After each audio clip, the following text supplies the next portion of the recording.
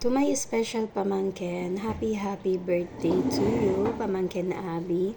Naway i-enjoy mo lang yung araw na meron ka at syempre iwasan yung mga toxic na tao sa paligid mo. Syempre, kasama mo kaming magse-celebrate ng birthday mo ngayon, ang buong PSPT. Naway mapasaya ka namin sa unting mensahe namin na ipinagkaloob sa'yo at I hope na makuha mo yung mga goal mo sa buhay kasama yung mga anak mo at syempre always lang tayong manalig kay Lord kasi yun lang yung sandigan at protection natin dito kung saan man tayo naroroon. Enjoy your special day. Andito lang ang buong PSPT for you.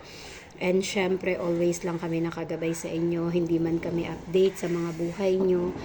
Kasi pare-parehas tayo at kanya-kanya tayong busy sa buhay. Pero hindi kami mawawala. Hindi namin kayo inaalis sa puso't at isip namin. Lalong-lalo na ang Mami Wild Wolf nyo. Always lang nandyan sa inyo. Kaya enjoy your special day, Pamangkin Abby. Andito lang ang buong pamilya. At kasama mo sa lahat ng hamon at pagsubok mo sa buhay. Okay, maraming salamat sa tiwalang ipinagkaloob mo sa pamilyang meron tayo. I hope na tumagal ka pa sa pamilyang meron tayo ngayon. Yan, again, happy birthday. Enjoy your special day kasi ngayon ka nilabas ni Lord at binigay ni Lord sa mundong ito. And God bless sa iyo at saka sa mga buong pamilya mo.